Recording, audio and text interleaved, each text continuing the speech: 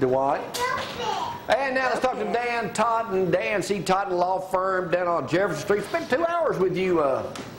You let Pete Lamb hang in there a lot, or does he just stop by occasionally? He comes in there normally after he's been over to North Sand Mountain to visit his family. He comes in to see me. Yeah, he needs a little counseling. He needs a little what? He needs one? Oh, there's a photograph right there. Look at this picture right here. Now, ain't that 3 good ones right there? That's me on the right. No wonder you were there for hours. Me and Pete got that big A on. That's right. Ready to go. Ah, looks like I'm glad I got a haircut this weekend. You couldn't tell, could you? Dan, you've been a defense attorney since how long? I started practicing in '77 and basically have done criminal defense the whole time. Now, when you get out of law school, do you choose what type of law you want to go into? I mean, what's that determining factor? If you've got good sense and you went to school for 19 years, you better be choosing what you want to do instead of letting somebody choose it for you. Well, how come you chose criminal defense? That's not the most glamorous position out there. That's all I ever wanted to do was to practice criminal law. In my memory, that's what I wanted to do. Now, you guys are starting to get more into divorces too, aren't you? We do a lot of divorces. I used to do a whole lot of divorces. And you end up with your secretarial help. You got to have so much more secretarial help to handle divorce cases because it's ongoing paperwork, interrogatories, discovery that has to be made. Don't they call constantly? Always got a question? Absolutely. And I want to know now. And the older you get, the less patient you might be with divorce cases, but I found the more patient you can be with criminal cases. So I've kind of settled into what's peaceful with me. So if somebody, we asked Lucas this when he's up in today, he had to be somewhere early to get in court.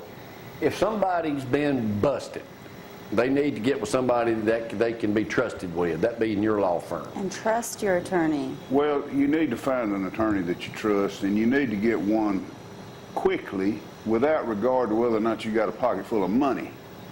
You need to establish a relationship and get your lawyer working for you so he can get on the ground floor of your case just like the prosecutor does. Very important. So it's kind of like, is it kind of like an accident? You got to get on it immediately to start investigating things? You know, old Forrest's old adage comes to mind, you need to get there firstest with the mostest.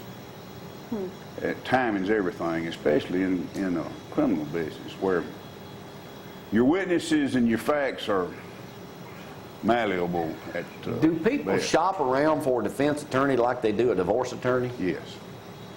Is price most important? Not knowledge, not experience? We could ask Kessler if price is important vis-a-vis Jack Daniel versus meth. Looks like meth's a better settler, doesn't it? I guess when you're in that situation, you want to make sure, whoever you call is going to be there when you need them. Speaking of meth and versus alcohol, what is the number of your cases now involving drugs as opposed to alcohol? Almost all of them. Wow. Almost all of them involve either drugs or alcohol.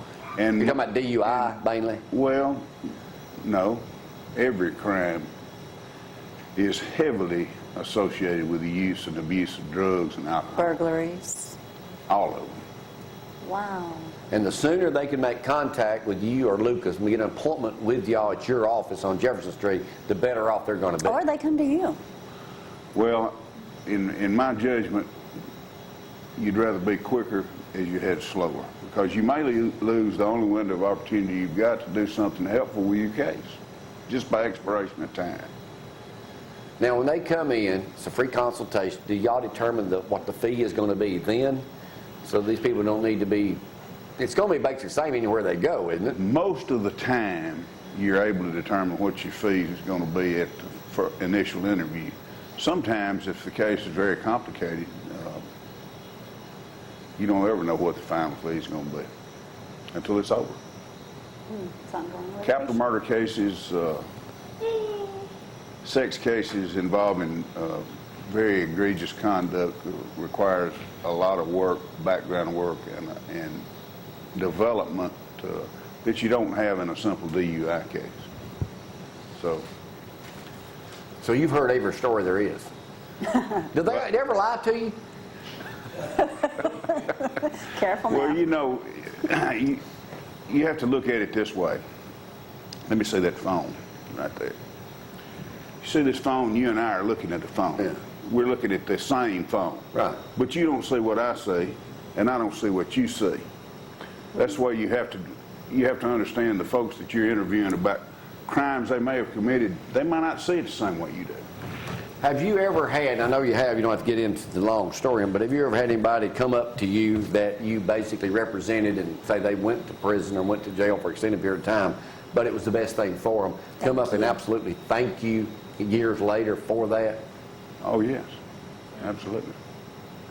How'd that make you feel? Well, thanks is, I'm sure it's the same way in your business. It's always nice for somebody to recognize the fact that you did the best you could do for them and you were helpful in some way. We have some things, by the way, in our system now, community corrections, court referral, drug court, that are really helping a lot of people. A lot better help than simply sitting in a jail or a penitentiary cell. Do most people take advantage of that? You recommend that? Well, I recommend it highly.